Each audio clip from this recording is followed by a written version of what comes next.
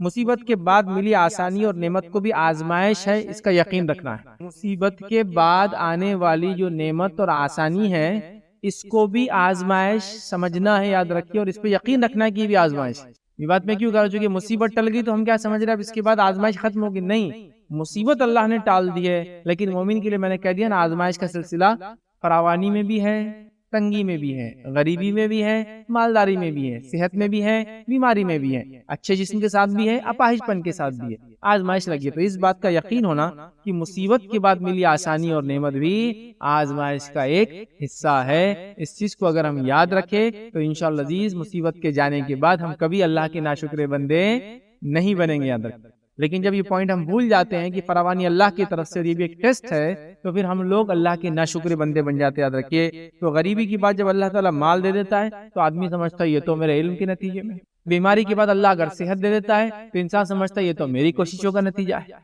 جبکہ یہ نہیں سوچ رہا یہ جو بیماری کے بعد صحت ہے یہ بھی آزمائش ہے، غریبی کی بعد مالداری یہ بھی آزمائش ہے۔ اسی طرح ہم دیکھتے ہیں لوگ غیر شرعی طور پر جو نعمتیں اللہ نے دی اس کو سیلیبریٹ منانے لگ جاتے ہیں۔ اللہ نے بیماری سے صحت دے دی، ایکسیڈنٹ سے نکال دیا، مالی بحران مطلب آپ کا بزنس ڈوب گیا تھا اس سے اللہ نے آپ کو اوپر لا دیا، آپ کو زلزلے طوفان آندھی کے شکار ہوئے تھے اس سے آپ کو نکال دیا، کسی مصیبت میں تھے پانی میں ڈوب رہے تھے اللہ نے اسے نکال دیا۔ نکلتی غیر شرعی طور سے منانا، بھائی اپنی زندگی مل گئی اپنے کو نہیں، پھر کیا ہے، آ جاؤ، حرام کھایا جا رہا ہے، حرام پیا جا رہا ہے، حرام طریقے سے منایا جا رہا ہے، سمجھ رہے بات؟ یہ بالکل کامن دیکھا جا رہا ہے۔ اسی طرح ہم دیکھتے ہیں کہ کئی سالوں کی دعاؤں کے بعد اللہ تعالیٰ کسی کو اولاد دے دیتا ہے تو آدمی سمجھتا ہے بس آزمائش اب ختم ہوگی، اپنے کو اللہ نے اولاد دے دی، جبکہ وہ تربیت کی آزمائش کو بھول جاتا ہے۔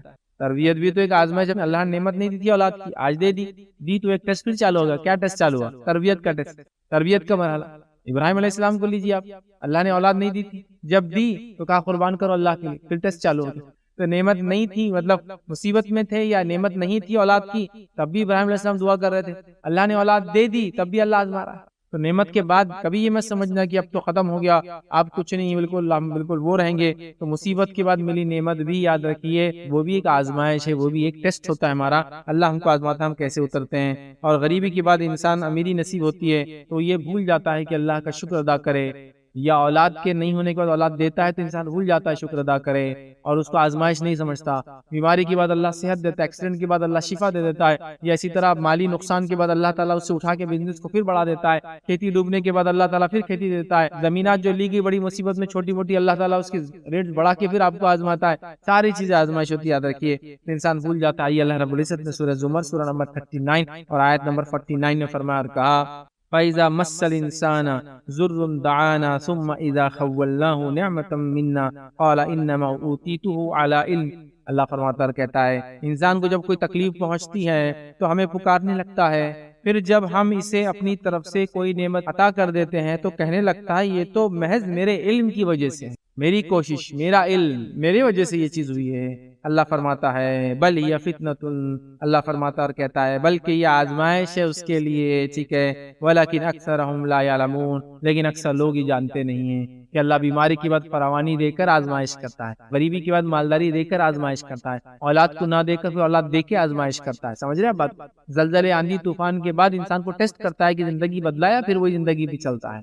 تو اللہ فرما رہا ہے یہ آزمائش ہے، تو اس کا یقین ایک مومن کو ہو کہ مصیبت جانے کے بعد فراوانی بھی ایک ٹیسٹ ہے۔ یہ پہلی چیز یاد رکھنا ہے مصیبت کے جانے کے بعد، ورنہ اگر یہ بھول گئے تو ہم ٹیسٹ میں فیل ہو جائیں گے، اور جب تک یہ یاد ہوگا انشاءاللہ عزیز ہماری جس کو بولیں گے لائف، ہماری گاڑی صحیح پٹری پہ چلتے رہیں گے۔ یاد رکھیں آئیے سیکنڈ پوائنٹ جو یاد رکھنا ہے، مصیبت کے جانے کے بعد ہم کو کیا کرنا ہے، اللہ کی حمد و ثنا اور اس کی شکر کرنا ہے۔ اس لیے میں نے شروع میں کہہ دیا پوائنٹس ترتیب میں نہیں، آپ کو جو پہلے جو بعد میں جیسا بھی ہو سکتا ہے، ٹھیک ہے۔ تو اللہ کی حمد و ثنا تو آپ پہلے بھی کر رہے ہوں گے، مصیبت کے دوران بھی کر رہے ہوں گے، مصیبت کے بعد بھی کرنا ہے، ٹھیک ہے۔ چلیے تو اللہ کی حمد و ثنا اور شکر بیان کرنا یاد رکھیے کہ اللہ کا شکر ہم ہمیشہ کریں، اور اللہ کا شکر زبان سے بھی اور دل سے بھی یاد رکھیں۔ اللہ کا شکر جو ہے زبان سے بھی اور دل سے بھی ہو، اس بات کو ہم یاد رکھیں، اس لیے کہ بہت ساری بار ہم لوگ الحمدللہ منہ سے تو کہتے ہیں، الحمدللہ کہتے ہیں نا منہ سے، لیکن ہمارے زندگی میں اس الحمدللہ کا اثر نظر نہیں آتا ہے نا۔ الحمدللہ ہم اللہ کا شکر ادا کر رہے ہیں، اور بڑے اس سے جو الحمدللہ کہہ رہے ہیں، لیکن ہمارے زندگی میں اس کا اثر نظر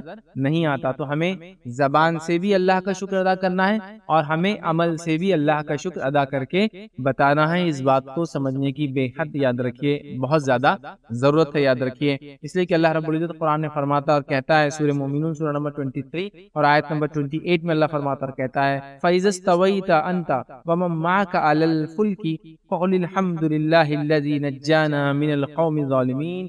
اللہ فرماتا اور کہتا ہے جب تو اور تیرے ساتھی کشتی پر اطمینان سے بیٹھ جاؤ، نوح علیہ السلام کو اللہ بیان کرا ہے، جب تم اور تمہارے ساتھی کشتی پر اطمینان کے ساتھ بیٹھ جائے. اور یہ کشتی میں اطمینان کے ساتھ کب بیٹھے؟ وہ جب طوفان آیا، مطلب مصیبت شروع ہو رہی ہے، اور مصیبت کو ہٹانے کا ایک ذریعہ کیا ہے؟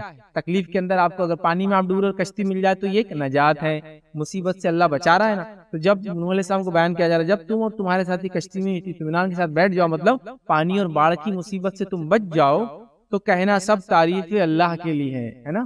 تو کیا کہنا؟ اللہ نے فرمایا فَقُلِ الْحَمْدُ لِلَّهِ الَّذِي نَجَّانَا، الحمدللہ تمام تعریف اللہ کے لیے سے نجات دی ہم کو ایک ظالم ہم سے مراد وہ شرک کرتی تھی، اور شرک ظلم ہے. یہاں پر ان الشرک لظلم عظیم، شرک سب سے بڑا ظلم ہے. ٹھیک ہے، تو یہ کہنا مصیبت جانے کے بعد کیا کہنا؟ ویسے تو پہلے بھی کہنا، بیچ میں بھی کہنا، لیکن چونکہ ہم بات کا دیکھ رہے ہیں اس لیے خاص رکھ رہا ہوں. الحمدللہ زبان سے بھی ہو اور دل سے بھی ہو، یاد رکھیں. اسی طرح اللہ رب العزت نے موسیٰ علیہ السلام کو سورہ ابراہیم سورہ نمبر 14 اور آیت نمبر 7 میں کہا، 7 میں کہا فرمایا وَإِذْ تَعَذَّنَ رَبُّكُمْ لَئِن شَكَرْتُمْ لَأَزِيدَنَّكُمْ وَلَئِن كَفَرْتُمْ إِنَّ عَذَابِي لَشَدِيدٌ. اللہ فرماتا اور کہتا ہے اور تمہارا پروردگار تمہیں آگاہ کر دیا ہے کہ اگر تم شکر گزاری کرو گے تو بے شک میں تمہیں زیادہ دوں گا، اور اگر تم ناشکری کرو گے تو یقیناً میرا عذاب بڑا سخت ہے. یہ موسیٰ علیہ السلام کو اللہ نے بات بیان کی تھی، اور آپ نے بنی اسرائیل کو یہ بات بیان کر دی کہ شکر ادا کرو گے تو زیادتی پاؤں گے، ناشکری کریں گے تو ہمارا عذاب، ہماری پکڑ بہت سخت. تو کیا کرنا ہے ہم کو؟ اللہ کا شکر ادا کرنا ہے زبان سے اور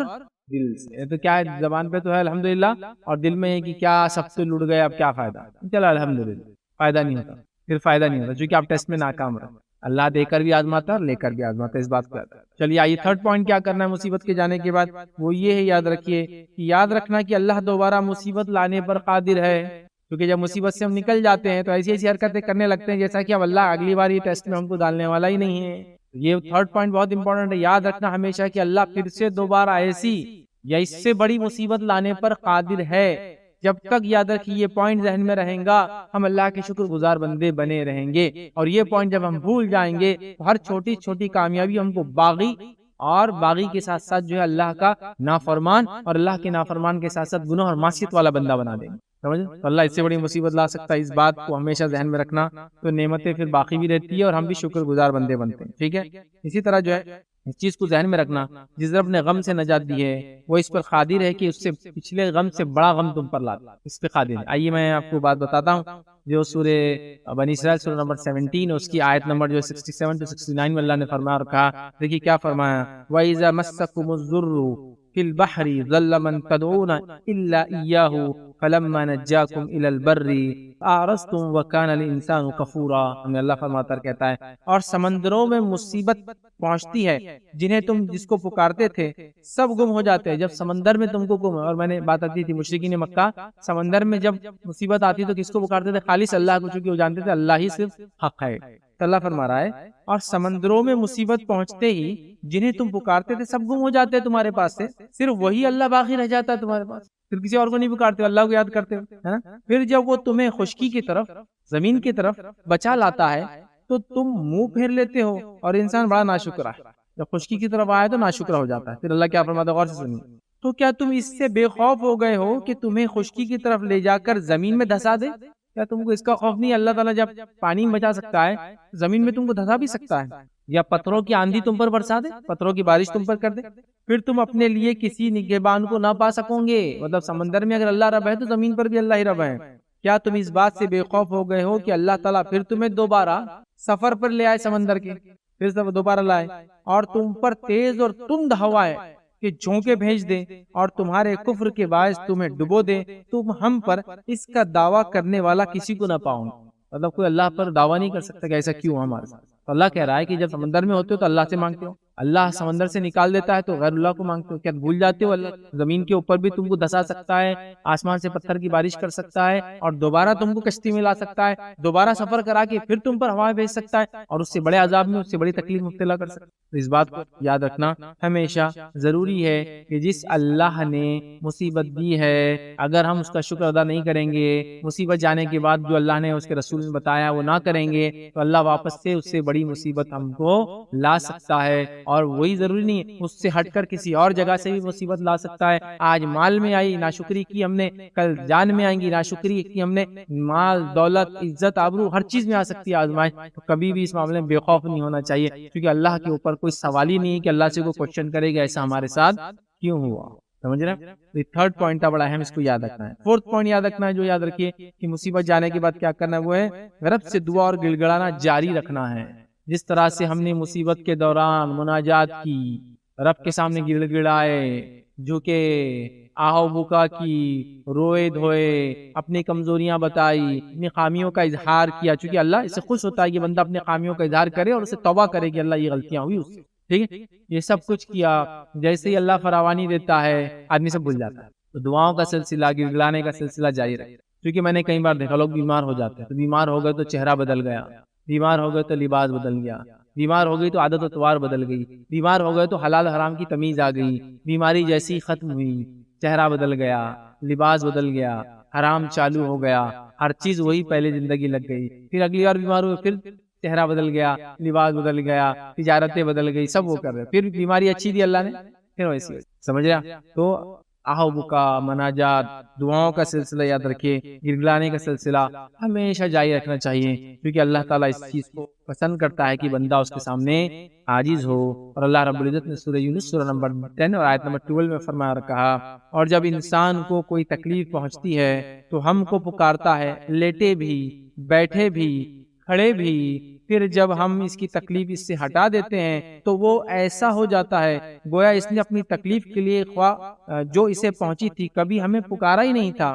ان حد سے گزر جانے والوں کے اعمال کو ان کے لیے اسی طرح خوشنما بنا دیا گیا ہے۔ کیا فرمایا اللہ؟ جب اللہ اس کو تکلیف پہنچاتا ہے انسان کو تو دعا کرتا ہے، لیٹے سے، بیٹھے سے اور کھڑے سے۔ لیٹے سے مطلب بہت ہی بری حالت ہے نا، اس لیے لیٹا ہوا ہے، بیمار ہے، چل پھر نہیں سکتا، زلزلے میں دب گیا کسی گھر کے نیچے، لیٹا ہوا ہے، پانی میں ڈوب گیا، لیٹا ہوا ہے، تو شروعات بھی ایک دم خستہ حال سے اللہ کرا، لیٹے سے کرتا ہے، پھر بیٹھے سے کرتا ہے، بیٹھا ہوا آدمی مطلب لیٹے سے اچھا ہے تھوڑا سا، ہاں بیٹھے سے کرتا ہے، پھر کھڑے سے بھی کرتا ہے کبھی، لیکن جب مصیبت ہٹا دے تو ایسا ہو جاتا کہ جیسا کبھی مانگا ہی نہیں تھا، کبھی اس کو ضرورت ہی پڑی نہیں تھی اس کے رب۔ ایسا کبھی نہیں ہونا چاہیے، یاد رکھیے۔ ہم جو مصیبت کے دوران اللہ سے گڑگڑاتے ہیں، مناجات کرتے ہیں، دعائیاں دیتے ہیں، روتے دھوتے ہیں، یہ سلسلہ بعد میں بھی جاری رکھنا چاہیے، یاد رکھیے، اس لیے کہ اللہ تعالیٰ اس کو پسند کرتا ہے۔ اور یہ بات میں آپ کو بتا دوں، یہ بات کو آپ غور کر لیں، اگر آپ خوشحالی کے اندر اللہ کو یاد کریں گے تو یاد رکھ لیجیے اللہ تعالیٰ کبھی آپ کو بدحالی میں چھوڑیں گا نہیں، وہ بھی یاد رکھیں۔ اللہ کے رسول صلی اللہ علیہ وسلم نے یہ بات عبداللہ ابن عباس جو چھوٹے بچے تھے ان کو سمجھائی تو کہا تھا، بیٹا یاد رکھ لو کہ اگر تم فراوانی میں اللہ کو یاد رکھو گے تو اللہ تعالیٰ تنگدستی اور مصیبت میں کبھی تم کو نہیں چھوڑے گا، کبھی نہیں بھولیں گے۔ تم اللہ کو خوشحالی میں یاد رکھو تو تنگدستی میں تمہیں یاد رکھو۔ سمجھ رہے بات؟ آئیے حدیث کا روایت کے الفاظ دیکھیں کس طرح سے خوشحالی کی دعا کتنا فائدہ دیتی ہے، کیونکہ ہم لوگ سمجھتے خالی بیمار ہو، مصیبت ہو تو دعا کرے، خوشحالی کی دعا کے فائدے سنیے۔ سلسلۃ الحدیث صحیحہ کی روایت ہے، ابو ہریرہ رضی اللہ عنہ فرماتے ہیں، کہتے ہیں رسول اللہ صلی اللہ علیہ وسلم فرمایا، جو آدمی اس بات کو پسند کرتا ہے کہ اللہ تعالیٰ سختیوں اور پریشانیوں میں اس کی دعائیں قبول کرے، اسے چاہیے کہ وہ فراخی اور خوشحالی میں بکثرت دعا کرے۔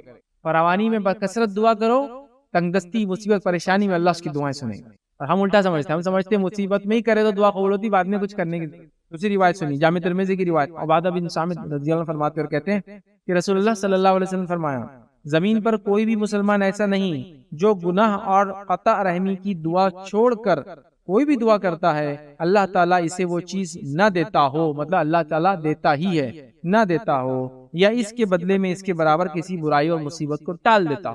قطع رحمی کی دعا نہیں کرنا چاہیے، اور اسی طرح جو ہے گناہ کی دعا نہیں کرنا چاہیے، تو اللہ قبول ہی کرتا ہے، کبھی ڈائریکٹ دعا قبول کرتا ہے، کبھی اس کے برابر مصیبت اور تکلیف کو ہٹا دیتا ہے۔ تو گویا فراوانی میں آپ نے دعا کی جب اچھے تھے تو مصیبت کے ٹائم کیا ہوں گا، اللہ تعالیٰ اس دعا کی وجہ سے مصیبت کو ہٹا دیں گا، اس بات کو یاد رکھیں۔ اسی طرح جو سنن نسائی کی روایت ہے، نبی اکرم صلی اللہ علیہ وسلم جب سفر کرتے تو سفر پر جاتے وقت مطلب ابھی سفر پہ گئے نہیں، سفر تکلیف ہے ایک طرح سے، ہے نا، بلکہ ایک روایت کے الفاظ اس طرح سے کہ سفر عذاب میں سے ایک عذاب ہے، سفر واقع میں وہ سفر ہے، وہ عربی کا سفر اور انگلش کا سفر، ٹھیک ہے، تکلیف ہے وہ، ٹھیک ہے۔ تو کیا فرماتے ہیں سفر سے پہلے، مطلب ابھی آسانی میں سفر پہ نکلے نہیں، کیا فرماتے کہ وہ دعا کرتے سفر جاتے وقت کی دشواری پریشانی، لوٹنے کے وقت رنج اور غم، خوشحالی کے بعد بدحالی، مظلوم کی بددعا اور بری صورتحال سے پناہ مانگتے۔ سفر پہ جانے سے پہلے یہ کام کرتے، اچھی حالت میں یہ سب کر لیتے، تو اچھی حالت میں جو ہم کریں گے، بری حالت میں وہ تمام چیزیں سامنے آنے والی ہیں، اس چیز کو آپ ہمیشہ ذہن میں رکھیں۔ آئیے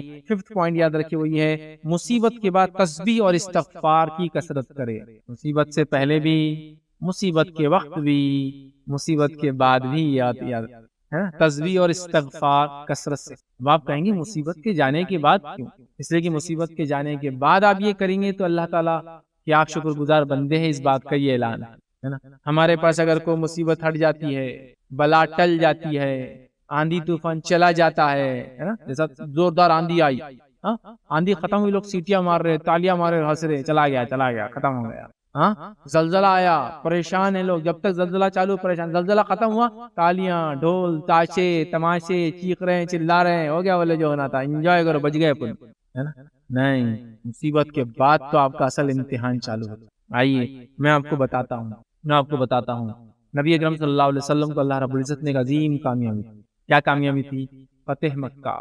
فتح مکہ ایک ایسی کامیابی تھی کہ ایک شخص کو جس نے دعوت دی، اللہ کی طرف لوگوں کو بلایا، لوگوں نے اسے ستایا، اس کی جان لینے پر آ گئے، جس کی وجہ سے اسے اپنا شہر چھوڑ کر جو اس کو محبوب تھا اسے جانا پڑا۔ اب وہ اپنا شہر چھوڑ کر جا کے مکہ چھوڑ کر مدینے میں رہتا ہے۔ اس کے بعد معاہدہ ہوتا ہے حدیبیہ میں، معاہدہ مشرکین مکہ کی طرف توڑا جاتا ہے، نبی اکرم صلی اللہ علیہ وسلم فوج لے کر واپس چڑھائی کرتے مکہ پر۔ ایک شخص جو اپنے وطن سے بے وطن ہوا، رات کے ایک حصے میں خاموشی کے ساتھ اپنے ایک ساتھی کے ساتھ چھوڑ کر زمین جائیداد دن دولت چلا گیا، اب وہ واپس آ رہا ہے ایک فاتح اور کانکرر کی حیثیت سے۔ سچویشن کتنی امیزنگ ہے نا، ایک بستی سے آپ کو نکال دیا گیا، اب اس بستی میں آپ لوٹ کر آتے ہیں، اور لوٹ کر آ رہے ہیں، نکالا گیا تو اب مظلوم ایک فرد تھے، واپس آتے ہیں تو آپ ایک بہت بڑے آرمی کے لیڈر ہیں، اور اب آپ ایک کانکرر کی حیثیت سے آتے ہیں اس شہر کے۔ کیا ہوتا ہے ایسی رومی حکومتیں دیکھ لیجئے، بزنطینی حکومتیں دیکھ لیجئے، چینی ہے، بیبلونین ہے، موسیپیٹیمن سے، سمیرین سے، ایجپشین سے، قومیں کی قومیں پڑی، چائنیز ہیں۔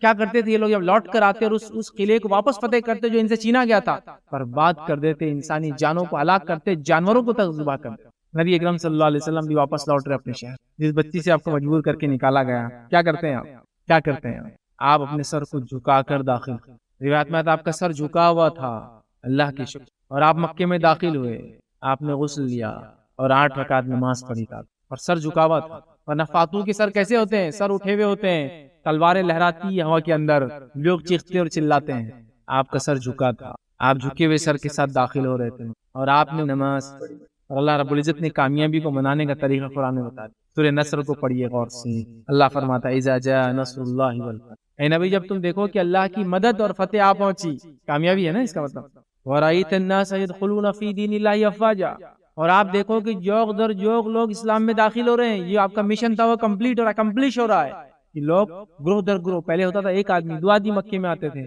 مدینے میں گئے تو 2 4 5 10 آنے لگے، فتح مکہ کے بعد تو قبیلے کے قبیلے آنے لگے، ہنڈریڈس آف لوگ ایک ساتھ آ رہے تھے۔ تو جب تم دیکھو لوگوں کو جوق در جو اسلام میں آ رہے ہیں، کیا کرو؟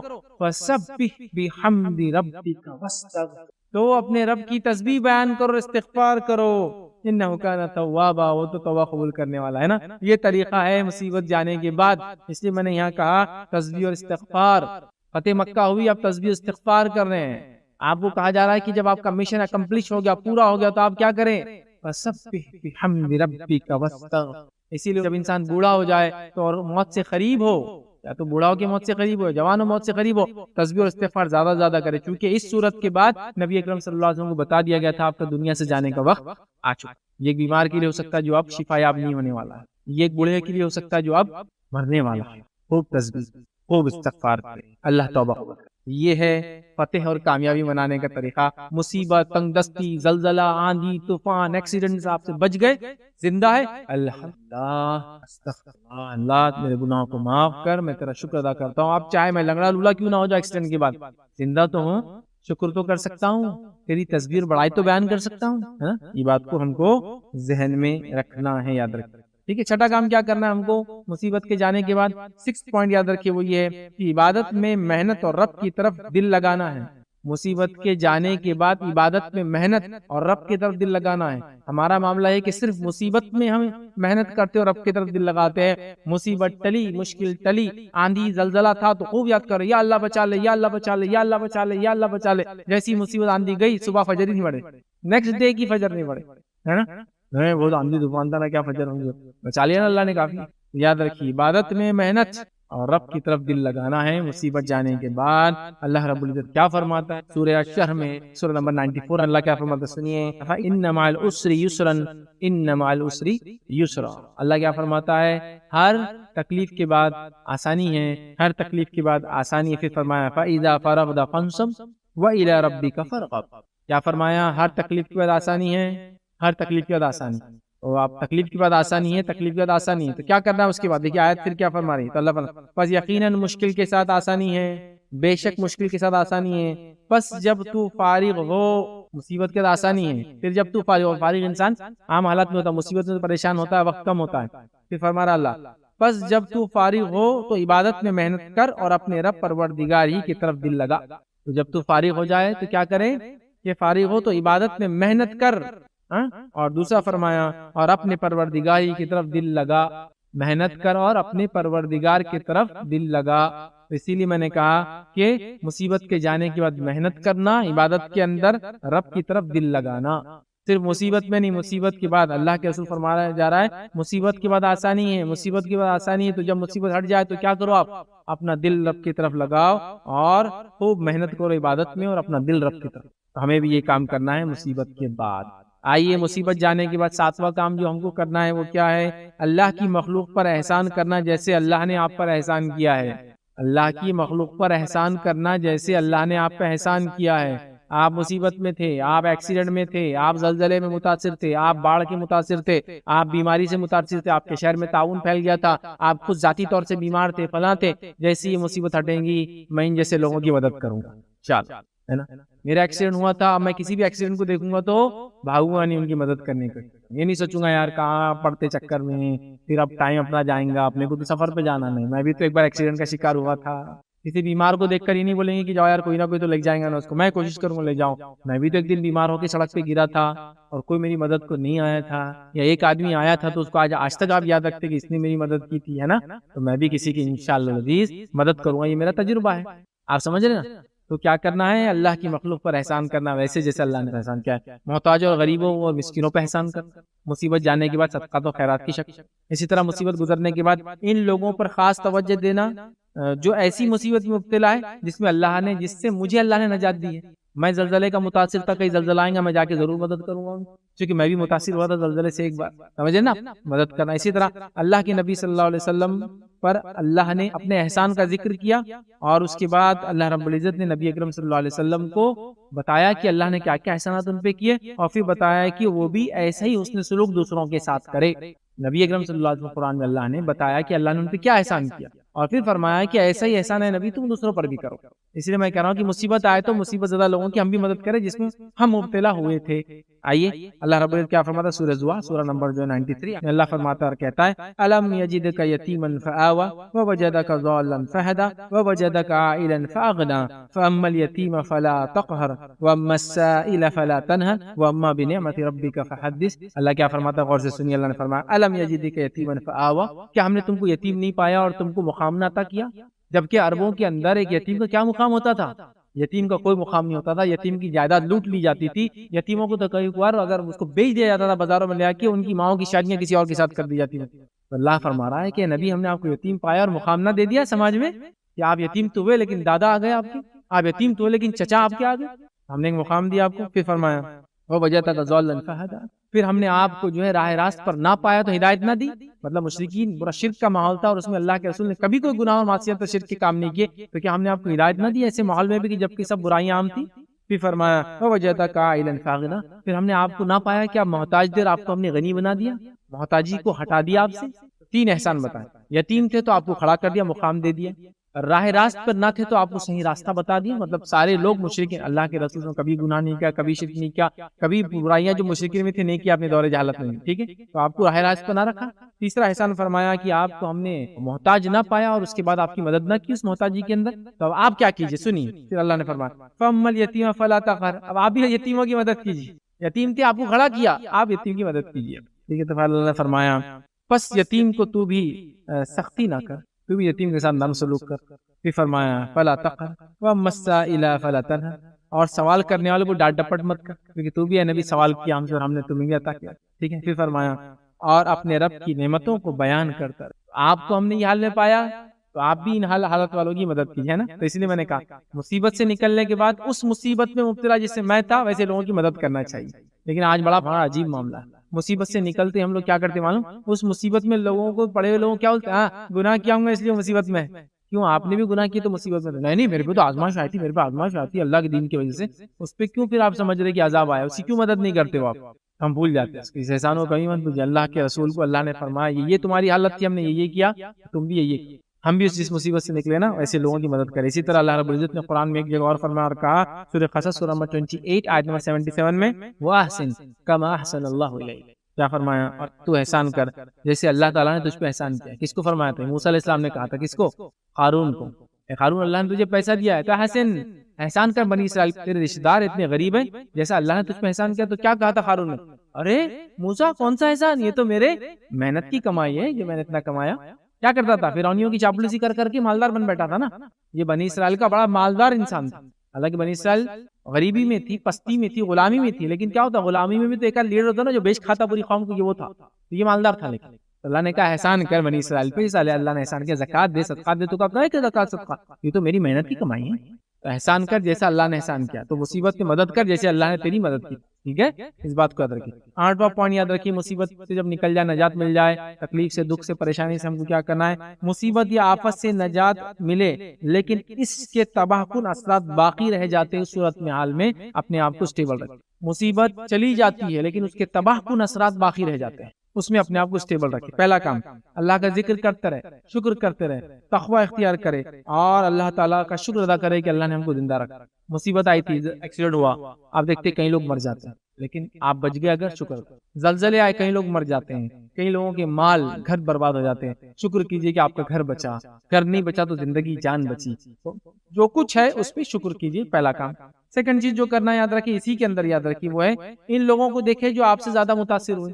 تباکن اثرات اگر ہو رہے اور آپ ٹینشن لے رہے اس کا، تو ان لوگوں کو دیکھیں جو آپ سے زیادہ متاثر ہوئے. میں زلزلے میں دب گیا، سروائیور ہوں، زلزلے کا ایک ہاتھ ٹوٹ گیا، لیکن اس کو دیکھیں جس کے دونوں ہاتھ اور پیر چلے گئے. آپ کا الحمدللہ میں کم از کم ایک ہی ہاتھ گیا. آپ سے زیادہ متاثر لوگوں کو دیکھ کر اللہ کا شکر ادا کریں. اسی طرح نقصان پر صبر کرنا اور اللہ سے ثواب کی امید رکھیں کہ اللہ مال کا، جان کا نقصان، اور باڑھ آ گئی، گھر ڈوب گیا، زلزلہ آیا، گھر ٹوٹ گیا، بیماریاں ہی گھر میں، لوگ چلے گئے نا. کورونا میں ایسے کتنے لوگوں کے ساتھ ہوا کہ گھر کے کئی افراد ایک ساتھ انتقال کر، مصیبت آئی، چلے گئی. صبر کرے اور اس کا ثواب طلب کرے اللہ سے. اسی طرح جو ہے نیک لوگوں کو یاد کرے جن کو اللہ نے کیسے کیسے آزمائے، انبیاء، صحابہ اور صلحاء، نیک لوگ جو گزرے، شہداء ہے نا، ان کی زندگیاں آتی ہیں. اسی طرح کم وسائل اور میں قناعت پسندی کرے. ہو سکتا ہے مصیبت کے جانے کے بعد آپ کے وسائل کم ہو جائیں، مال تھا چلا گیا، صحت تھی چلے گئی، باڑھ کی وجہ سے گھر بہہ کر چلے گا، زمین تو لیکن گھر چلا گیا، گھر تو بچ گیا لیکن کھیتی پوری بہہ کے چلے گی تو سال بھر کی فصل نہیں رہی. ہوتا ہے نا ایسا. ایکسیڈنٹ ہو گیا تو گاڑی بھی چلے گی، جانے بھی چلے گی، لیکن اللہ نے آپ کو بچا لیا، لیکن مالی نقصان بھی ہو گیا. لوگ آئے چرا کے لے گئے، گاڑی میں پیسہ تھا، ہاتھوں میں زیور، سب ہوتا ہے. پھر بھی آپ اللہ کا شکر ادا کریں اور جو کچھ بچا اس کے اندر قناعت، مطمئن ہو جائے کہ اللہ نے جتنا رکھا اس میں رہوں گا. اسی طرح جاب یا کاروبار اگر ختم ہو جائے کسی چیز کی وجہ سے، آندھی طوفان، زلزلے، بارش، پینڈیمک ہوتا ہے نا، جاب چلے جاتی ہے. اسی طرح جو ہے کمائی ختم ہو جاتی ہے، تو اس معاملے میں یاد رکھیے روزی کے حرام ذریعوں کی طرف کبھی نہ جائیں. کورونا کے بعد خاص طور سے ہم دیکھ رہے ہیں لوگ روزی روٹی کے لیے پریشان ہیں. تقریباً 10 سے 15% لوگوں کی کارپوریٹ سیکٹر میں جاب جا چکی ہے. کئی لوگوں کی جاب تو باقی ہے لیکن ان کی جاب ایسی ہوتی تھی کہ تنخواہ تو 3000 ہے، انسینٹیوز پہ زندگی گزرتی تھی. اتنا بیچو تو اتنا کھاؤ، اب بکتا ہی نہیں سامان، مارکیٹنگ نہیں، تو 3000 سے کیا زندگی گزریں گی. حرام ذریعوں کی طرف کبھی جانا نہیں چاہیے، یاد رکھیے. اسی طرح ذہنی یا جسمانی اگر نقصان ہو جاؤ تو ڈپریشن کا شکار نہ ہو، بلکہ جو ڈپریشن کے شکار ہے ان کی کاؤنسلنگ کی جائے، ہمت سے کام لیں، توکل کرے اللہ پر، آگے بڑھے زندگی کو لے کر. ذاتی نقصان یا بیماری یا اپاہج پن یا نقصان پر صبر کرے. ذاتی نقصان مال کا، اپاہج پن، زندہ تو رہ گئے لیکن کورونا کا افیکٹ ہوا کہ ایک لنگ چلتا نہیں ہے، ایک پھیپڑا کام کرنا بند کر دیا. ایکسیڈنٹ ہوا, ہاتھ پیر چلے گئے تو نقصان ہوا ذاتی, اب باہش پن آ گیا, لنگڑے لولے ہو گئے, زبان چلے گئی, آنکھ چلے گئی, ہوتا ہے نا ایکسیڈنٹ میں آنکھیں پھوٹ جاتی ہے. جو کچھ بچہ الحمدللہ اللہ کا شکر ہے اور آگے اپنی زندگی کو گزارتے رہے. 9واں پوائنٹ یاد رکھیے, مصیبت کے بعد ہم کیا کریں. مصیبت میں پھنسے لوگوں کی ہر ممکن مدد کرنا, سوشل ورک, رفاہی کام. مصیبت میں پھنسے مطلب میں تو نکل گیا, لیکن کبھی ایسا ہوتا ہے کہ باڑھ آئی, باڑھ میں ڈوب رہا تھا, میں نکل گیا. اب میں نکل گیا اور جا کے آرام سے شیلٹر ویلٹر میں بیٹھ رہتا پوری ٹائم, بیٹھے رہو 1 مہینہ, اپنے کچھ نہیں کرنا. گئے صحت یاب ہوئے تھوڑا سا 1-2 دن بعد, چلو اب میں بھی نکلتا ہوں, لوگوں کی مدد. زلزلہ آیا تھا, میں بچ گیا, تو میں بھاگوں گا نہیں اس شہر سے, اب میں لوگوں کو تلاش کروں گا جو ملبوں میں دبے ہوئے. یہ نہیں کہ پیسہ روپیہ بینک آتے جا کے ڈھونڈیں گے, اب وہاں چکے. زلزلوں میں یہ ہوتا ہے, لوگ بینکوں میں لوٹ مار کرتے ہیں, لاشوں کے زیورات تک اتار لیتے ہیں, گھروں میں ڈھونڈتے, مالدار لوگوں کے گھر جو گرے ہوتے ہیں کہ وہاں پیسے رہتے. یہ سب نہیں کروں گا میں, لوگوں کی جانوں کی تلاش. ہو سکتا ہے بچے بچ گئے ہوں گے, بہت ساری بار ہوتا ہے بڑے بڑے گھر گر جاتے, چھوٹے بچے رہ جاتے کیونکہ وہ کالم کے نیچے آتے لیکن دب کے مرتے نہیں, چھوٹے رہتے, کم جگہ میں زندہ رہتے کافی لمبے. ہوتا ہے 2-2 3-3 دن بعد بچے نکلے زلزلوں کے, تو میں اب رفاہی کام شروع کروں اسی وقت. اور اگر میں اس میں مبتلا نہیں ہوں لیکن ہوا تھا, مجھے پتا چلا, تو بھی شروع کر دوں. اور ویسا نہیں ہے میں مبتلا بھی نہیں ہوتا لیکن مجھے خبر ملی تو بھی میں شروع کروں. ایک سروائیور جو اندر ابھی ہے وہ مدد کرے, ایک جو پہلے بچ چکا ہے وہ بھی مدد کی کوشش کرے, اور ایک جو مبتلا میں نہیں بھی ہوا پھر بھی مدد کی کوشش. میرے گھر سے کچھ فیٹ پہ ایکسیڈنٹ ہوا, میں فوراً دوڑ کے جاؤں لوگوں کی مدد دیکھ. تو یہ چیز یاد رکھیے وہ کرے. اور نبی اکرم صلی اللہ علیہ وسلم یاد رکھیے مصیبت میں پھنسے لوگوں کی مدد کرتے تھے. حلف الفضول کا وہ واقعات کیجیے جس میں کمیٹی بنی تھی جو مصیبت یا ظلم جس پہ ہوگا ان کی مدد کے لیے بنی تھی, لوگوں کو پانی پلاتی تھی اور کہیں اس کے کام. اسی طرح آپ صلی اللہ علیہ وسلم فرمایا, سلسلۃ الاحادیث صحیحہ کی روایت آپ نے فرمایا, نعمان بن بشیر رضی اللہ عنہ کے راوی وہ کہتے ہیں اللہ کے رسول نے فرمایا صلی اللہ علیہ وسلم, تمام مسلمان ایک فرد کی طرح ہیں. اگر ایک شخص کی آنکھ بیمار ہوتی ہے تو اس کا جسم تکلیف محسوس کرتا ہے, اور اگر اسی طرح اس کو درد محسوس ہوتا ہے تو سارا جسم اس کے درد و تکلیف کو محسوس کرتا ہے. مسلمان ایک جسد, ایک جسم کی طرح, اور ہم کو حکم ہے کہ ہم ساری انسانیت کی مدد اور تعاون. تو ہم انسانیت میں مسلمانوں کی نہیں کہہ رہا ہوں, جو بھی اس مصیبت میں مبتلا ہے, مسلم ہو غیر مسلم, مرد ہو عورت ہو, بچہ ہو بڑا ہو بوڑھا ہو, سب کی مدد. آئیے اسی طرح 10 اور آخری پوائنٹ جو مصیبت کے بعد ہم کو کرنا ہے وہ کیا ہے, وہ یہ ہے آئندہ مصیبت نہ آئے اس کی احتیاطی تدابیر کرنا ہے. آئندہ فیوچر میں ایسی مصیبتیں نہ آئے اس کی احتیاطی تدابیر. اور نبی اکرم صلی اللہ علیہ وسلم نے کیا خوب فرمایا, آپ نے فرمایا, صحیح مسلم کی روایت ہے, ابو ہریرہ رضی اللہ عنہ سے راوی آپ نے فرمایا کہا, مومن کو ایک سوراخ سے 2 بار ڈنک نہیں لگتا. ٹھیک ہے, مومن کو ہوشیاری لازم ہے, اور وہ یہ ہے کہ جب کسی معاملے میں ایک بار خطا اٹھائے تو دوبارہ اس کو نہ کرے. اس کا معنی یہ ہے مومن کو ہوشیاری لازم ہے, جب ایک بار کسی چیز سے خطا ہو, غلطی ہونے سے نقصان اٹھائے, دوبارہ وہ کام نہ کرے. یہ اس کا معنی ہے کہ مومن ایک بل سے 2 بار ڈنک نہیں مارا جاتا. اس کا ہرگز یہ معنی نہیں فزیکلی کہ سانپ ایک بل میں تو ہاتھ ڈنک ڈالے, اب میں سانپ کی بل میں ہاتھ ڈالوں گا, غلطیاں تو وہی کرتے رہوں گا. میننگ ہے کہ ایک ہی جگہ پہ 2 بار مسٹیک نہیں کرتا. مومن دانا اور ہوشیار ہوتا ہے, عقل مند ہوتا ہے, سمجھا. تو پچھلے سال باڑھ آئی تھی, امکانات ہے یہ سال بھی بارش اچھی آ سکتی ہے. تو کیا کیا پرابلم پچھلے سال ہوئے تھے, احتیاطی تدابیر کر لیں, گھر کو اونچا کر لیں گے, ندی کو جو ہے دیوار بنا دیں گے تاکہ وہ پانی اندر نہ داخل ہو, اس کا لوڈ, اس کا سیلاب اندر نہ گھس. کر سکتے ہیں نا یہ ساری تدابیریں, وہ تدابیر کریں گے. آندھی آئی تھی پچھلی بار تو کیا ہوا تھا, جو ڈھیلی ڈھالے چیزیں چھتوں پہ رکھی تھی اڑ کے گئی اور لوگوں کو جانی مالی نقصان ہوا. چھت پہ سے سارے ڈھیلی ڈھالے سامان ہٹا دیں گے. پچھلے بار سردی کا موسم تیز تھا, سب بیمار ہوئے تھے اور نیمونیا ہو گیا تھا, بچوں کو پھلا ہوا تھا. یہ بار سردی سے پہلے سردی کے کپڑے وغیرہ, یہ وہ, گھر کی کھڑکیوں کو بند کرنے کا نظم, ہوا کا مائع بول کی سسٹم, سمجھے نا, یہ سب کا لکڑی وغیرہ گھر میں ہوتی ہے, ہیٹر کی ضرورت پڑتی ہے, گیس کی ضرورت پڑتی ہے گرمی کے لیے, اس کا انتظام ہے نا. زلزلہ آیا تھا پچھلی بار تو کیا نتیجہ ہوتا زلزلے کے اندر کہ ہم نے گھر کی وہ ٹیکنالوجی کے مطابق گھر نہیں بنایا تھا جس کی وجہ سے گھر جلدی گرتے ہیں. تو ہم کوشش کریں اب نیا گھر بنائے, تو ٹھیک ہے مہنگا ہوگا لیکن چھوٹا ہی صحیح, لیکن وہ بنائے جو ارتھکوئک ریزسٹنس, کچھ نہ کوئی ریزسٹنس سے مراد یہ نہیں کہ گرتا نہیں, مراد یہ ہوتا ہے کہ اتنے دیر بعد گرتا ہے کہ انسان کو نکلنے کا تھوڑا سا وقفہ مل جاتا ہے. اس کو بولتے ہیں ارتھکوئک ریزسٹنس گھر, اور اس میں بچتا نہیں ہے, گرتا تو وہ بھی گھر زلزلے میں, لیکن اتنا موقع دیتا ہے کہ آپ تھوڑا سا 30-40 سیکنڈ بھاگ کے نکل جائے باہر.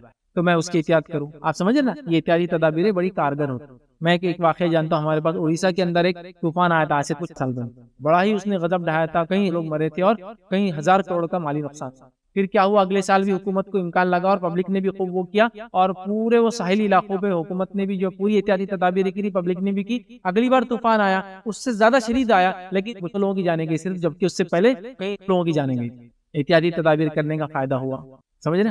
ایکسیڈنٹ ہوا تھا ایک بار میرا, تو کیا غلطی ہوئی تھی, بریک صحیح نہیں تھے, ٹائر صحیح نہیں تھا, گاڑی مینٹین نہیں تھی, تیز چلایا, غلطی ہوئی, ایکسیڈنٹ. اب میں گاڑی کو مینٹین رکھوں گا, اس کی ریپیئرمنٹ کرتے رہوں گا, اس کو اس کے لمٹ میں چلاؤں گا, اس کی عمر کے حساب سے چلاؤں گا, اس کی مینٹیننس کے حساب سے چلاؤں گا, غلطی نہیں کروں گا. بیمار ہوا تھا, کس وجہ سے ہوا تھا, فلاں احتیاط نہیں کی تھی, اب میں احتیاط کروں گا. میں یہ نہیں کہہ رہا ایسا کرنے سے بیماری نہیں آئیں گی, مصیبت نہیں آئیں گی, پریشانی نہیں آئیں گی, جو نقصان اللہ کی طرف سے طے ہے وہ تو ہو کے رہیں گا، احتیاط کرنا بندے کا کام ہے نا، احتیاط کرنا بندے کا، سمجھ رہے ہیں؟ تو ہم اپنی احتیاطی کام کریں گے، ٹھیک ہے؟ تو مصیبت کا تعلق اگر صحت کے ساتھ تو احتیاط کریں، مال سے تھا تو حفاظت کریں، عزت سے تھا تو اگلی بار وہ غلطی نہ کریں، ایکسیڈنٹ ہو سکتا ہے، زلزلے ہو سکتے ہیں، آتش فشاں پھٹ سکتے ہیں، والکینک کچھ بھی ہو سکتا ہے، اگلی بار کی احتیاط تدابیر یہ کہ آتش فشاں پھٹا تھا یہاں 10 سال پہلے پھٹا تھا، ابھی پھٹ سکتا ہے، گھر تھوڑا دور بنائیں گے، ندی کے نزدیک گھر کا پلاٹ خریدیں گے نہیں بھائی، اس لیے کہ ڈوب جاتے ہیں نا، اور کبھی کبھار دوسروں کے تجربے سے سیکھیں گے، ہوتا ہے لوگ پلاٹنگ کر دیتے ندیوں کے اندر بھی، باڑھ آتی ہے تو جب بہت مشکل ہوتی ہے، حیدرآباد کی مثال لے لیجیے، ابھی جو حال ہوا تلنگانہ میں جو بارش ہوئی، ندی کے اندر پلاٹنگاں کر دی، محلے بسا دی، مطلب ندی محلے میں نہیں آئی، محلے ندیوں میں بسے ہوئے تھے، نتیجہ یہ ہوا کہ کئی سالوں بعد اتنی بارش ہوئی، پانی کو نکلنے کا ایک نیچرل، دیکھیے میں میرا تجربے سے بتاتا ہوں آپ کو، پانی جہاں سے بہتا ہے وہ وہیں سے بہیں گا، چاہے آپ کتنے بڑے شہر بنا دے وہ بہتا ہے وہاں سے، وہ سمجھو 50 سال بارش تیز نہیں ہوئی، 50ویں سال جب ہوں گی نا پورے شہر کو بہا کے لے جائیں گے، کیونکہ وہاں سے ایک پرٹیکولرلی ندی بہتی تھی، تو آج بھی وہاں سے بہیں گی اور نقصان ہوگا، اس کی جیتی جاگتی مثال ہے، اب کئی جگہ دیکھ سکتے ہیں کہ میں 50 سال ہو گئے ندی سوکھ گئی، لوگوں نے پلاٹنگ کر لی، گھر بنا لیے، ایک بار بارش ہوئی برابر پانی وہاں سے بہا، لوگوں کے گھر بہ کے گئے، کیوں؟ ندی، احتیاط تدابیر یہ ہے کہ وہاں گھر نہیں بنانا چاہیے، ہے نا، سیکھنا چاہیے، تو مصیبت سے سبق حاصل کر کے آئندہ کے لیے احتیاطی تدابیر کرنا چاہیے، تو یہ 10 نکات تھے، 10 پوائنٹس تھے جو میں نے مناسب سمجھے آپ لوگوں کے سامنے رکھوں کہ مصیبت کے جانے کے بعد ہم کیا کر سکتے ہیں، تو یہ 10 پوائنٹس کو آپ ذہن میں رکھیں، پوائنٹس اور بھی ہو سکتے ہیں، کئی باتیں ہو سکتی ہیں، لیکن میں نے مناسب سمجھی، 10 جیسا یاد رکھنے میں 5-10 پوائنٹس آسان ہوتے، تو 10 پوائنٹس کو میں نے سلیکٹ کیا تھا کہ مصیبت میں کیا کرے، تو یہ وہ تمام باتیں جو قرآن سے اور سنت سے مجھے ملی، اور 10 نکات جو میں نے بنائے تھے اس کے اندر میں نے آپ کے سامنے کافی اور چھوٹے چھوٹے نکات رکھے، ان باتوں کو اگر ہم ذہن میں رکھیں انشاءاللہ عزیز تو مصیبت آنے کے بعد ہماری زندگی جو ہے تبدیل ہو جائیں گی،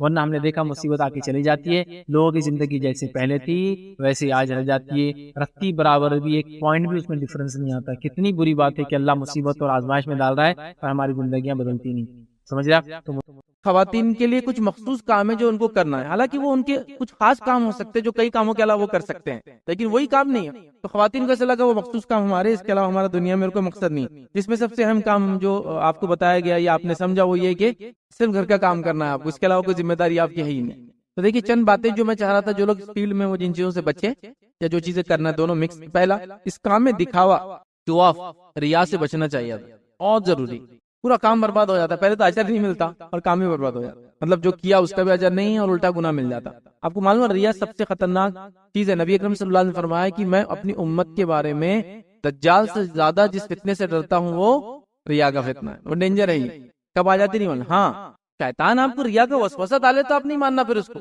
جیسا آپ تقریر دے رہے وسوسہ ڈال، تو بہت اچھی تقریر دے رہا، تو اعوذ باللہ من الشیطان الرجیم، کھلی ولی نکلو بول، وہ آپ کو کام سے روکنے کے لیے کرتا، پھر آپ بولتے جان دو استغفار، میرے کو دکھاوا آ رہا میں کام چھوڑ دیتا، نہیں، کسی کام کے ابتدا میں آپ جو نیت سے شروع کرتے ہیں نا وہ صحیح ہونا چاہیے کہ اللہ کے لیے، خالص اپنے اجر کے لیے، میرے بھائی کو جس کو کہیں گے عذاب سے بچانے کے لیے، نیکی کی طرف، یہ ایسا تو مین دکھاوا شو آف تھا، تو دکھاوا شو آف کسی کپڑوں سے نہیں ہوتا، کسی کے زیور سے نہیں ہوتا، کسی گاڑی سے نہیں ہوتا، کسی کے چشمے سے نہیں ہوتا، وہ اس کی نیت میں رہتا ہے، یاد رکھیں، ہم کسی کے اٹائر سے باہر سے نہیں بول سکتے کہ یہ دکھاوا کر رہا ہے، اس میں عقل نہیں، وہ اندر کی کیفیت ہے، دل کی، کیونکہ اللہ نے کسی کو مال دے رکھا، لاکھوں گھڑیاں پہنتا ہے، ہزاروں کے موبائل یوز کرتا ہے، لاکھوں گاڑیوں میں گھومتا ہے، وہ ریا نہیں ہے، وہ اس کی نیت پر ہے، تو دعوت کام میں کیا ہوتا ہے، کم لوگ کرتے ہیں تو مشہور ہو جاتے ہیں لوگ محفلوں میں آپ کو خاص عزت دینا شروع کر دیتا، ایک جذبہ کبھی دل میں نہ آئے کہ میں بہت اچھا کر رہا ہوں، ریا سے ہمیشہ بچے۔ دوسرا یاد رکھیے اپنے دعوت کے کام میں جن پہ بھی آپ محنت کر رہے ہیں، یہ طریقے سے کام مت کبھی کیجیے کہ ان کو ذلیل کر کے پھر اپنی بات کو بتائیں،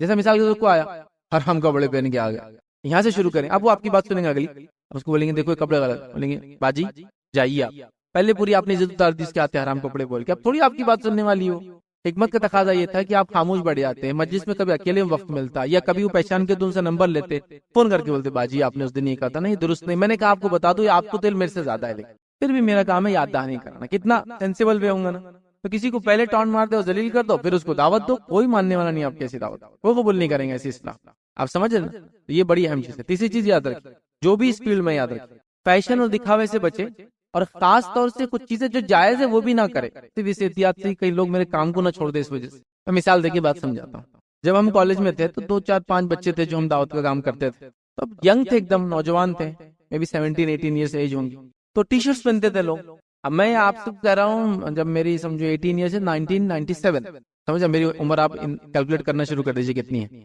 ٹھیک ہے، 1997 کی میں بات کر رہا ہوں، کالج یا P S C first year میں جب گیا تو تب ٹی شرٹ ہوتے، لیکن اب میں وہ زمانے کی بات کر رہا ہوں 25 سال ہو گئے سمجھا، جس زمانے میں کرتے پیجامے کے علاوہ دین کا کام آپ نہیں کر سکتے تھے، ٹوپی کے بغیر تو مسجد میں لوگ نماز نہیں پڑھتے تھے، آتے تھے ٹوپی نہیں تو واپس چل جاتے تھے، نماز چڑھ کے واپس جاتے، وہ زمانہ تو لوگ قبول نہیں کرتے تھے، تو مجھے ایک سیکریفائس دینا پڑی، جائز چیز تھی، ٹھیک ہے، میں نے ٹی شرٹ پہننا چھوڑ دیا پھر میں نے، اللہ کے والد لاتے تھے باہر سب، نہیں کیا ہو رہا، لوگ وہ دعوت قبول نہیں کر رہے نا اپنی، اتنا اہم کام ہے، تو کبھی کبھار دعوت کی فیلڈ میں فیشن پرستی سمجھتے نا، فیشن جو حلال اور جائز ہے اس کی جائز اور حلال لمٹس میں تو بالکل جائز ہے، میں اس کو منع نہیں کر سکتا، لیکن ایک آدمی جو دعوت دیتا ہے ایسا نہ ہو کہ اس کی درس میں دیکھنے کے بعد محفل میں اس عورت کو پہچان ہی نہیں سکتا یہ کون ہے، وہ باجی کی جیسے دکھ رہی ہے وہ تو نہیں ہے، پھر وہ واشنگ مشین کی مشین سے دھوئے تو نکلے اندر سے باجی، اتنے کوٹنگز پہ کوٹنگز کہ باجی ہی نہیں دکھ رہے تھے، سمجھ رہے نا میں جو بولنا چاہ رہا ہوں، وہ پریشان باجی کی جیسے دکھ رہے،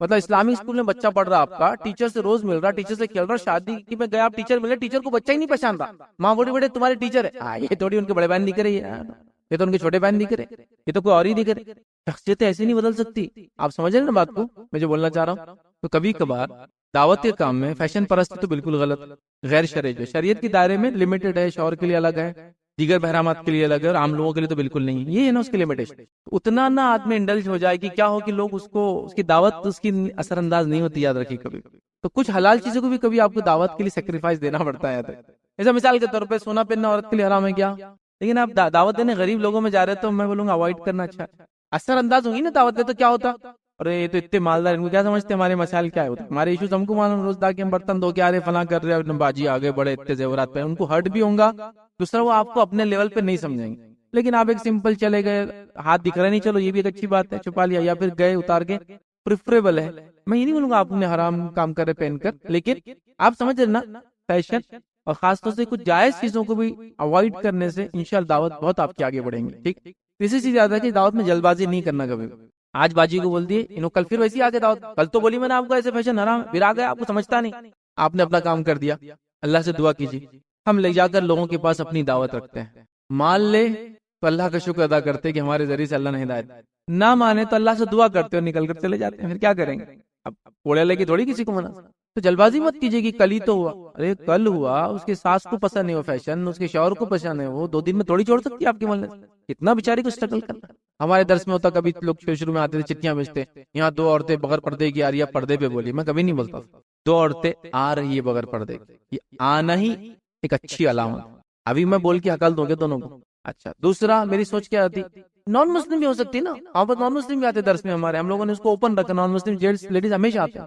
اپنے یہ اصلاح کے درس میں بھی آتے ہیں، نان مسلم ہوں گی میری بہن ایسے گھرانے سے ہوں گی جس گھرانے میں برقع پہن کے اس کو نکلنے نہیں دیا جاتا ہوں گا، آنے دو بیٹھیں گی سنیں گی بات کریں گی، میں کیوں نیگیٹو رہا ہوں اس کے بارے میں، دوسرے لوگ کرتے میں نہیں رہتا، میں ہمیشہ بولتا نہیں، سوالات کرنا بھی نہیں چاہیے، بولنا بھی نہیں چاہیے، لیٹ اٹ بی، آنے دو اس کو، آ جائیں گی 10 دن میں آئیں گی، میں بھی اس کے دل سے ہے لیکن مجبور ہے بیچاری، ہم کو نہیں معلوم اس کی حالت کیا، تو بھی پازیٹیو، تو جلد بازی نہیں کرنا کبھی اس کام میں کہ رزلٹ کیوں نہیں آیا، اسی طرح جو ہے مایوس اور نا امید بھی نہیں ہونا اس کام میں کبھی، کہ اب تو کتنے لوگوں کو بول دیے، اب ایک آدمی کی بھی اصلاح نہیں ہوئی، کیا کریں گے، مایوس بھی نہیں ہونا، نا امید بھی نہیں ہونا، کیونکہ لوگوں کا آپ کی بات کو سننا اور اس پہ عمل کرنا پیمانہ نہیں آپ کی کامیابی کے لیے، آپ کا لوگوں کو پہنچانا کامیابی کا پیمانہ، کیونکہ وہ حدیث ہے نا، نبی اکرم صلی اللہ علیہ وسلم نے فرمایا کچھ لوگ انبیاء ایسے تھے جن کے ساتھ چند ماننے والے تھے، اور کچھ لوگ انبیاء ایسے تھے جن کے ساتھ ایک بھی ایمان لایا، ایک روایت میں نوح علیہ السلام پر 60 70 یا 80 لوگ ایمان لایا، 980 ایئرس میں 980 لوگ بھی ایمان نہیں لائے، پر ایئر 1 بھی نہیں، تو کامیابی کا پیمانہ دعوت کتنے لوگوں نے قبول کیا وہ نہیں، کتنے لوگوں تک آپ نے پہنچانے کی کوشش کیا پہنچائے،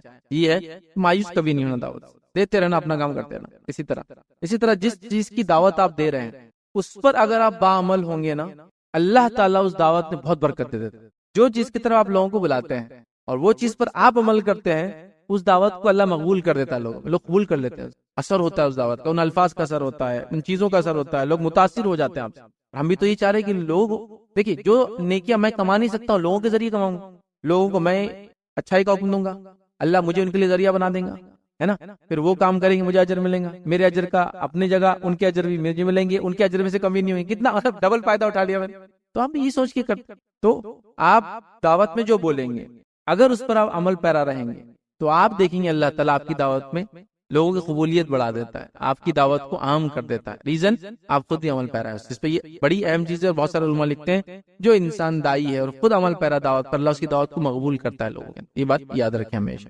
اسی طرح جو ہے مدعو کا علم ہونا چاہیے جس کو آپ دعوت دے رہے. دعوت سے مراد اصلاح، دعوت، نان مسلم، مسلم سب ہے اس میں، مطلب کوئی بھی انسان مدعو کا علم ہونا. جیسا مثال کے طور پہ اس کا ایج گروپ، ایجوکیشن لیول کا بھی، اکنامیکل لیول ہوتا ہے نا کبھی. جیسا مثال کے طور پہ ہم نے ایک بار ہمارے ادارے سے خاتون کو بھیج دیا درس کے لیے کہیں، اور وہ خاتون میں جا کے آئے، بعد میں فیڈ بیک لیتے رہتے ہم. فیڈ بیک یہ آئی کہ انہوں نے جو باتیں کری سمجھی نہیں ان کی. اب چونکہ غلطی یہ ہوگی کہ ہمارے ایڈمنسٹریٹر تھے، انہوں نے جس خاتون کو بھیج دیا، اب وہ ایک مالدار گھرانے سے اور ایک ڈاکٹر لیڈی، اس کو بھیج دیا ایک سلم کے اندر درس لینے کے لیے. اب انہوں ویل ٹو ڈو فلاں فلاں لفظ استعمال کر رہے بیچارے پوری عورتیں. اچھا بول رہے باجی، بہت انگریزی میڈم ہے، بہت اچھا بول. ان کو سمجھ نہیں آ رہا کیونکہ انہوں نے کیا کیا، ان کا اکنامیکل سٹیٹس نہیں دیکھا کہ وہ بہت غریب لوگ ہیں. اب جیسے ویل ٹو ڈو لوگوں کا کام ہے آپ کی مدد کرنا، تو اب یہ بول رہے ویل ٹو ڈو کہاں ملیں گے؟ وہ استطاعت والے لوگ بول دیتے، مالدار لوگ بول دیتے تو کلیئر ہو جاتا. ابھی بول رہے ویل ٹو ڈو فلاں، انگلش بولتے ہیں. میں نے کہا آپ نے جن کو بھیجا تھا یا تو ان کو علم دیتے یا تو وہ خود بھاپ لیتا پھر کہ بیٹھنے والے لوگ کون ہیں، نہیں تو پھر اثر انداز نہیں ہوتا. تو عمر، اکنامیکل سٹیٹس اور سچویشن بھی دیکھیں آپ، کب دعوت دے رہے، کہاں دعوت دے رہے، کیسی دعوت دے رہے. ٹھیک ہے. اسی طرح آپ کو ماحول کا علم ہونا چاہیے، یاد رکھیں دعوت دینے کا بہت امپورٹنٹ.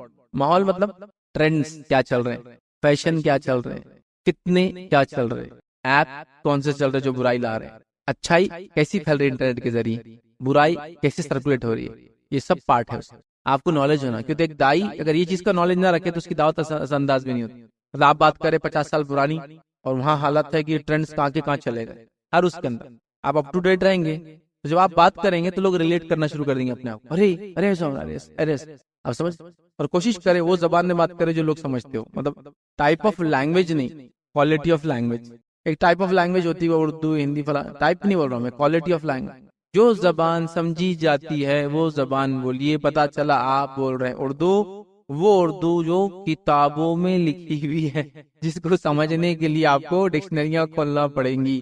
اور آپ کے پاس جو اردو چلتی والا اردو ہے، سمجھ رہے آپ، وہی اردو میں بولیے. چونکہ، چنانچہ کتنے لوگ استعمال کرتے ہیں اردو میں، خاموخا ہے نا. کیا کون بولتا ہے چونکہ چنانچہ؟ آج گیا وہ زمانہ بولنے کا.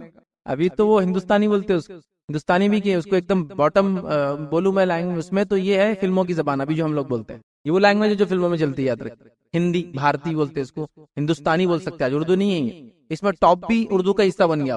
آپ کون ہے A1 چیز لایا اپنے. A1 کہاں اردو کا لیکن اب بن گیا. سگنل اردو کا لفظ. ریلوے اردو میں ریلوے اسٹیشن میں کیا بولتا ہے؟ نہیں ہے اب ریلوے اسٹیشن ہی ہے وہ. یہ اردو ہو گئی اب. آپ سمجھ رہے نا بات کو میری؟ تو یہی بولنا چاہیے جو چلن میں ہے. ماسس جو لینگویج بولتی ہے تو ماحول کا علم ہو، فتنوں کا علم ہو، ٹرینڈز کا علم ہو، لینگویج آپ کی ایک دم آسان والی جو لوگ سمجھتے ہیں اور بولتے ہیں. اسی طرح جو ہے ہمیشہ اپنا احتساب کرنا اور نالج کو ایکوائر کرتے رہنا. احتساب کیا ہوا، کیسا کیا، صحیح تھا کیا، اب اس میں کچھ چینجز کی ضرورت ہے کیا، ایک لیکچر بنایا اس کو اور کچھ اپڈیٹ کر سکتے ہیں کہ نیکسٹ ٹائم ڈیلیور کروں گی تو فلاں ہے، لکھ کر نکالنا، دیکھنا، اس طرح سے کرنا بہت امپورٹنٹ ہے. نالج کو اپگریڈ کرتے رہنا ہمیشہ. احتساب بولتے ہیں نا، سیلف اکاؤنٹیبلٹی جس کو بولیں، خود ہی اکاؤنٹس کرنا یا اپنا جو ہے چیک کرنا کہ میں نے کیا کیا، وہ ضروری ہے. اور نالج کو اپڈیٹ کرتے رہنا. اسی طرح اپنی اصلاح کے لیے جو ہمیشہ تیار رہنا. ہمیشہ کسی نے آ کے بول دیا باجی آپ سے غلطی ہوئی ہوں گی بولنا. اب آگے ڈسکس کرتے ہوئے نہیں ہوئی، پہلے تو میں نے قبول ہی کر لیا، ہاں ہو گئی. ہوتی نہیں ہم سے، چلو ہوئی باجی بولنا، ہاں ہوئی، پھر ڈسکس کریں گے. ہاں کیا ہوئی اب بتائیے والا. تو وہ کتنا خوش ہو جاتا ہے غلطیاں.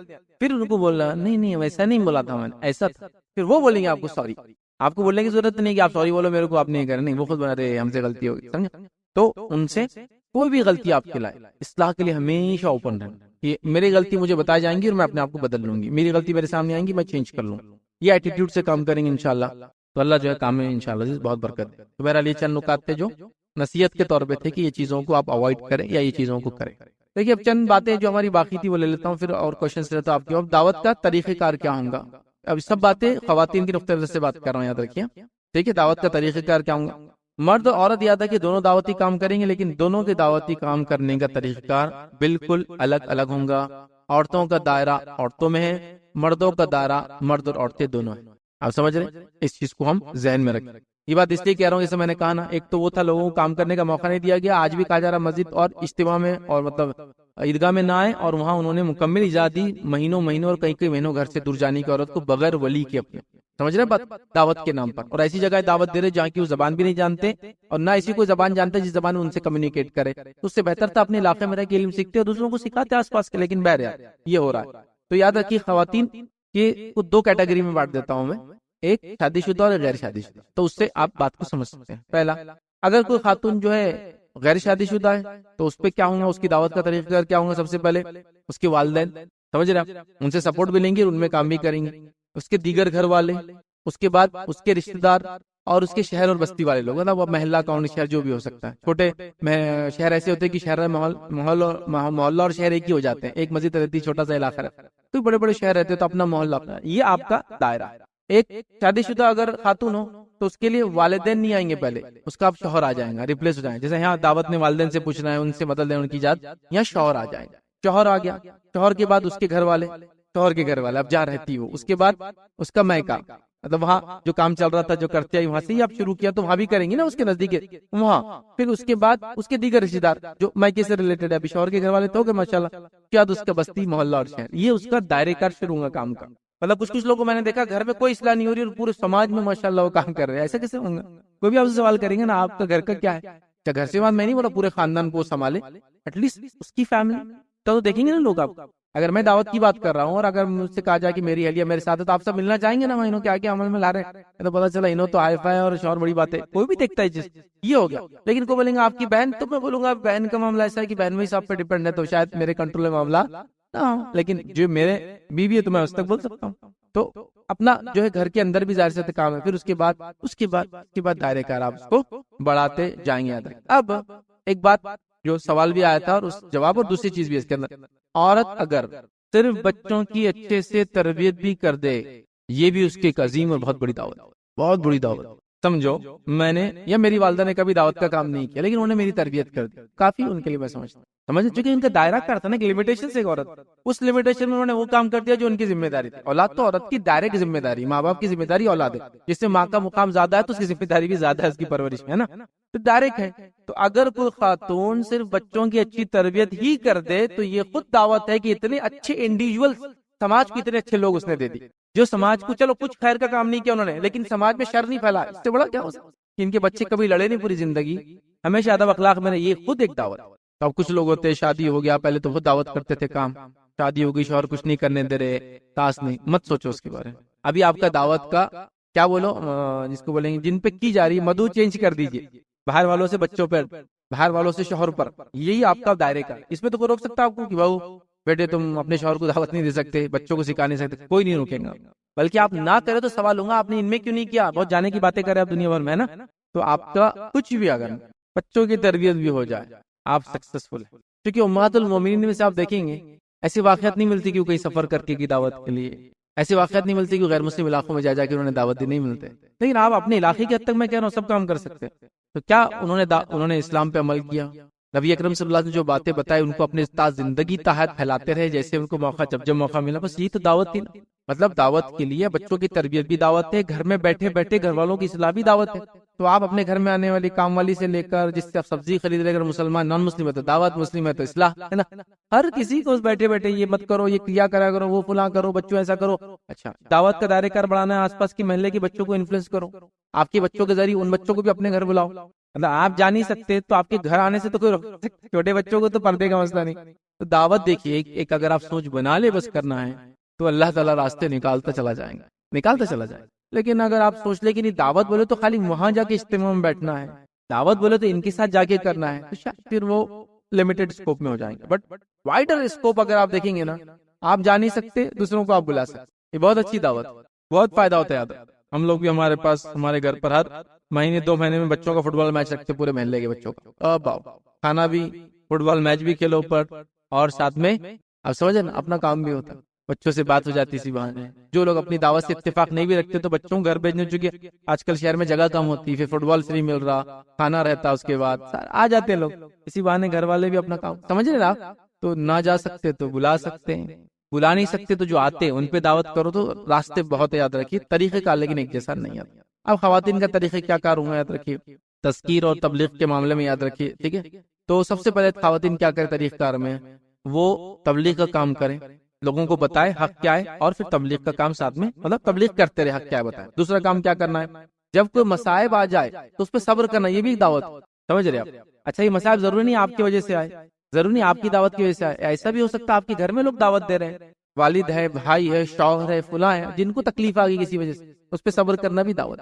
کئی صحابیات دیکھیے آپ، انہوں نے دعوت سیدھے نہیں دی، لیکن آنے والی دعوت پہ صرف صبر کیا، یہ بھی دعوت ہے ان کی۔ اسماء رضی اللہ عنہا کے بھی ایک واقعہ آتا ہے کہ نبی اکرم صلی اللہ علیہ وسلم جب سفر کے لیے نکلے تو اللہ کے رسول صلی اللہ علیہ وسلم رضی اللہ عنہ کے گھر سے نکلے تھے، تو یہاں ابو جہل آیا اور کہا کہ کہاں ہے تمہارا والد اور محمد صلی اللہ علیہ وسلم؟ ان کو معلوم تھا پورا مشن کیا تھا، بلکہ یہ تو بعد میں جا کر توشہ بھی دیا کرتی تھی، معلوم ہے نا آپ کو پورا واقعہ، انہوں نے نہیں بتایا، جبکہ روایت میں تھا اس نے بہت زیادہ زور سے چماٹا مارا تھا ان کے منہ پر، اور چھوٹی تھی عمر میں۔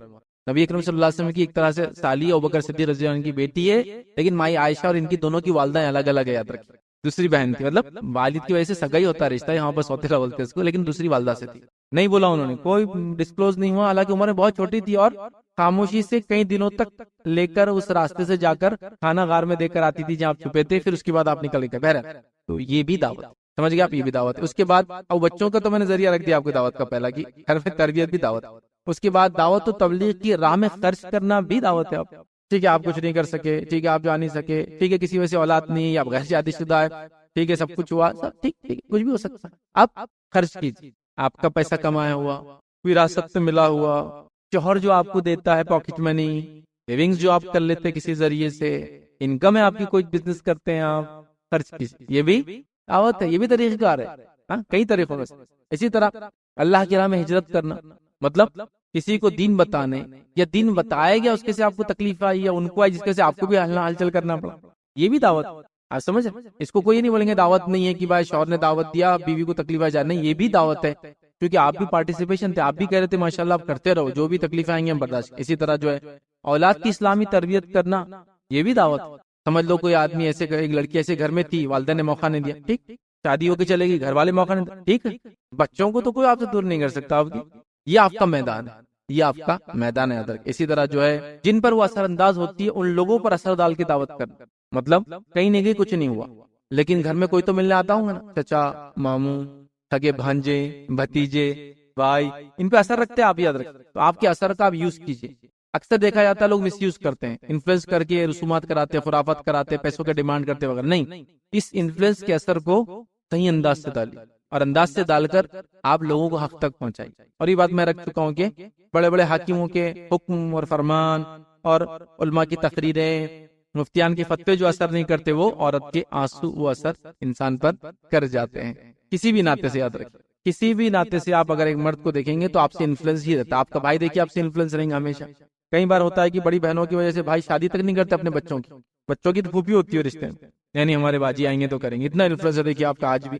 اگر اس انفلوئنس کو آپ یہ کرے کہ تمہاری بیوی ایسا کر رہی تو جھگڑا کریں گے، اس انفلوئنس کو ایسا یوز کرے کہ ماشاءاللہ تمہاری بیوی میں یہ خصوصیت ہے، موقع دو اس کو باہر جا کے کام کرنے، یہ رائٹ انفلوئنس ہے نا آپ کا۔ بہن ہونے کے ناطے لوگ رانگ انفلوئنس ڈالتے، ماں ہونے کے ناطے لوگ رانگ انفلوئنس ڈالتے بچوں پر، کہ رو رو کے بس بہووں کی شکایت ہی کر رہے، لیکن وہاں اس کی خوبیاں بھی کبھی ہنس ہنس کے بتائے، اور اس کو موقع دے اپنے آپ کو پیش کرنے کا، بڑی چیزیں یاد رکھیں۔ تو لہٰذا جن پر آپ اثر انداز ہوتے ہیں ان پر آپ کام کریں، یہ بھی آپ کی کیا ہے، زبردست دعوت ہے۔ تو مرد کا ہو سکتا مشن ہو باہر جا کر کرنے کا، آپ گھر میں رہ کر یہ تمام کام میں سمجھتا ہوں بخوبی بہت اچھے انداز سے بہرحال کر سکتے، یاد رکھیے۔ اور بہت ساری صلاحیتیں اللہ رب العزت نے آپ کو دے رکھی، ان صلاحیتوں سے آپ اپنے شوہر کو تو انفلوئنس کر سکتے ہیں کسی بھی لحاظ، دوسرا اپنے بچوں کو انفلوئنس کر سکتے، ہیویلی انفلوئنس کر سکتی ہے دو شخصیات۔ اور شروعات میں زندگی کی نہ بھی ہو تو ہم نے تو دیکھا ہے بھائی اچھوں کو، بڑھاپے میں تو ہر کام بیوی سے پوچھ کے ہوتا ماشاءاللہ۔ دیکھیے گھر میں دیکھ لیجیے، امی سے پوچھ کے ابا کچھ نہیں کرتے، دادی ابھی بھی زندہ ہے، دادا ہے تو دادا پہ اثر وہی رہتا، چلو اٹھو بولے دادا اٹھ جاتے، باقی کسی سے نہیں اٹھتے ہو، ہے نا، ہوتا ہی ہے۔ تو ہیویلی انفلوئنسڈ ہوتے ہیں آپ، تو اس انفلوئنس کا بینیفیشل یوز کیجیے، آپ لوگوں کو تیار کیجیے، تو یہ بھی ساری چیزیں آپ